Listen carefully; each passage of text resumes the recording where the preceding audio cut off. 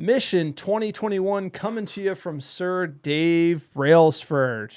Ineos, man, cycling background. And, man, they put together this Mission 2021. Manchester United is going to win their 21st title by 2028, which would be the club's 150th anniversary, if you can believe it. And he thinks we're going to win 21 by 28.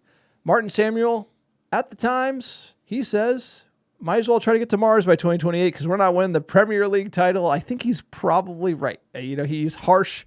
He's a harsh journo, shock jock journo from England, if you know Martin Samuel. And he's basically saying, we got no shot. What do you think? 2028, we're going to win 21st title? No, we're not, unfortunately. Unless something happens, like there's a flyer, even if some... I don't know, Jensen Huang showed up, he's got loads of cash from Nvidia and he's like, I want to buy Manchester United. I'm a secret Manchester United fan. This whole AI thing, I'm good. I think even if you had loads of capital and did what Ineos promised they were going to do and actually started to do and then kind of unwound it, hired the best sporting team known to man, it would still take 5 to 7 years, probably take 5 years, best case scenario, to build a team, flush it out a couple times, and go on and win the title in a league that is still being dominated by a team that's sports washed for a decade and a half. That's not going to get, they're not losing shit, by the way. They're not losing any titles. So what I'm saying is it only makes it harder, right? City are not going to get pegged down a notch. The Villas keep getting better. Chelsea's back. Liverpool, I'm not that worried about, but in the short term, they're here. Then there's the four. It's just the competitiveness of the Premier League has only stepped up. The people in charge have not instilled a lot of confidence, and 3 years is just around the corner. That is not very long in football terms. I think there's no chance. There's a chance. Small chance. You would have to get every single decision right? So Amarim has to be right. Every player, you'd have to have an 80% hit rate. You'd have to have an 80% hit rate on transfers. It means every single deal you did would be a guaranteed worldly of a player, including old players we signed, including Højlund becoming really good all of a sudden. Yes, exactly. And so we have had a 10% hit rate on transfers, losing money hand over fist, and the club's broke. So I think ultimately, while Martin is harsh, and I usually don't agree with a lot of his takes, he's right.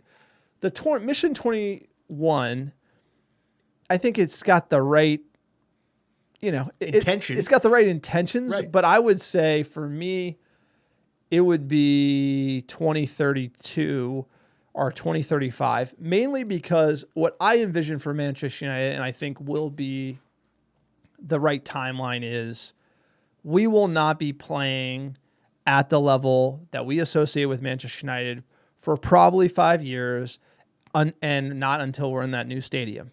And that will be the turning point when this club is really generating the cash and can deal with the existing debt. Now, the existing debt is really the problem, and the fact that we haven't really done a lot of business. We're still cutting. We're in austerity mode here, and then usually you're going to cut, then you're going to get the benefits of the cash flow, and then you're going to invest that into the team, into the facilities, and into the stadium eventually, and you're going to get the return on that years from now. So we're going to be in the mud for a couple of seasons realistically, short of a Glazers sale, which is very possible. That is actually coming up. The timeline on Ratcliffe having the veto or the Glazers not being able to sell the club is coming up.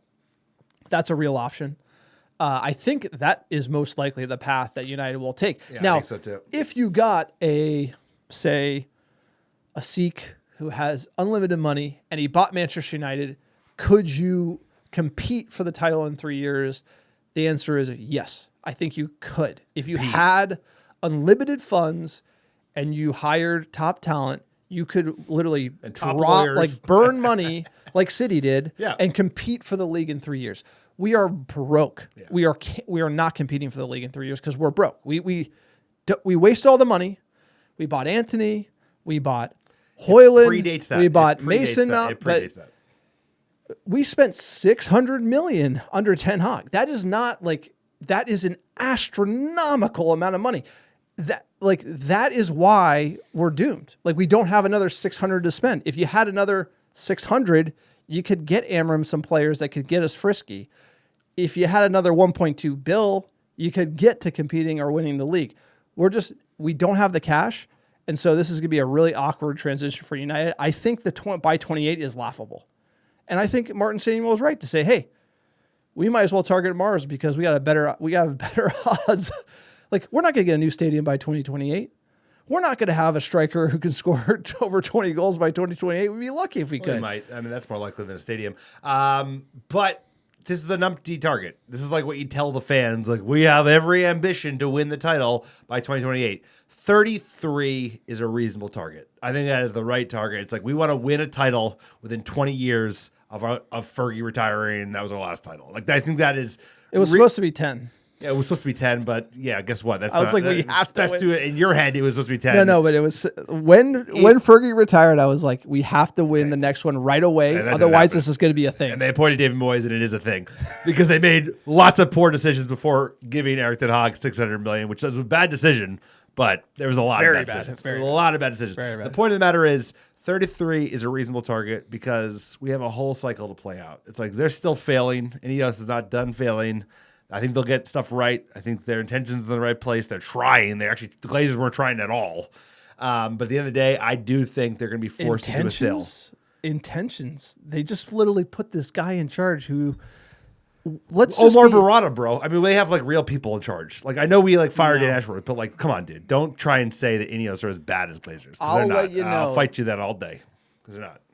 The point is, they're still being delusional. They're lying to fans. They're not lying to fans, but like, yeah, this is our target. I think a reasonable target is 33. So, like 8 years from now feels like more doable.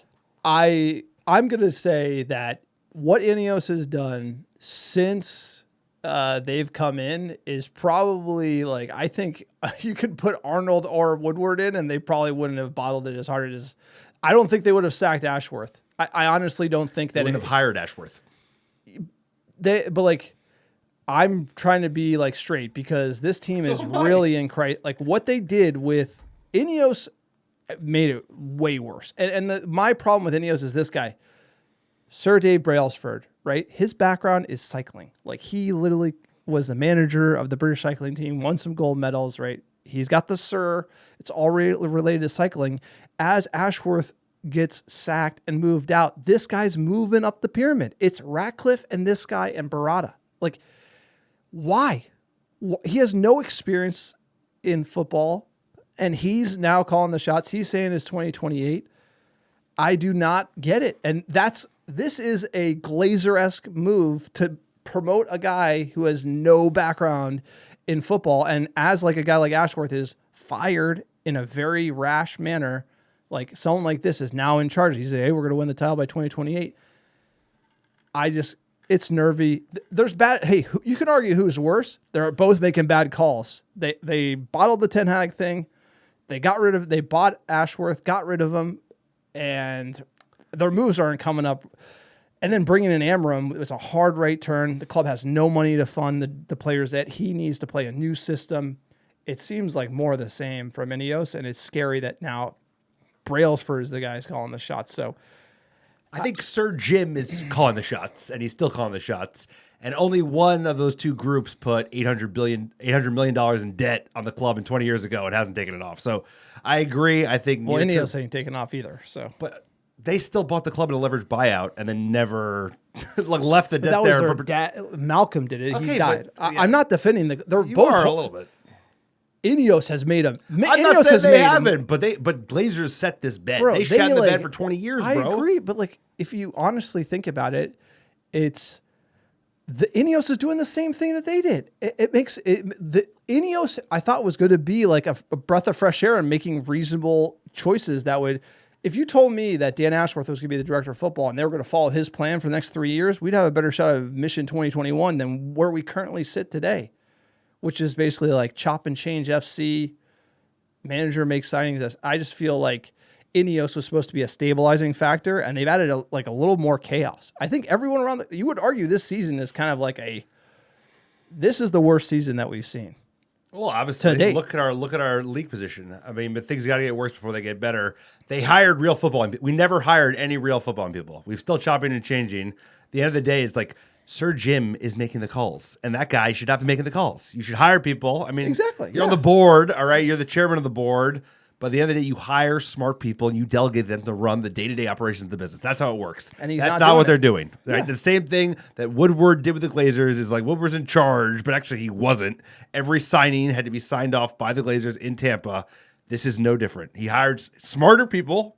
So that's what I'm saying. He hired way smarter people in Omar Barada, Will Cox, fucking Vivelli. Like, all these guys are real footballing people. This guy's not. Brailsford's not. Like you said, he's a cycling dude. Those other guys are, but at the end of the day, they're not the ones making the ultimate decisions. It's still some old billionaire.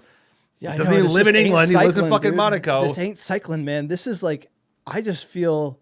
You can't have some old guy making the calls, bro. It's like, that's no, but dooming us. Yeah, you're right. So, like, I think it's Ratcliffe is just more of the same. Crazy rich old dude. Exactly. Calling the shots, spitting in the soup. You're in charge messing until I everything up. decide I'm in charge. Let us know. Do we have a better chance of going to Mars? Or do we have a better chance of winning 21? We're going to need to, because the Scouse Bastards look to be locking up 20 times, which is a sad one.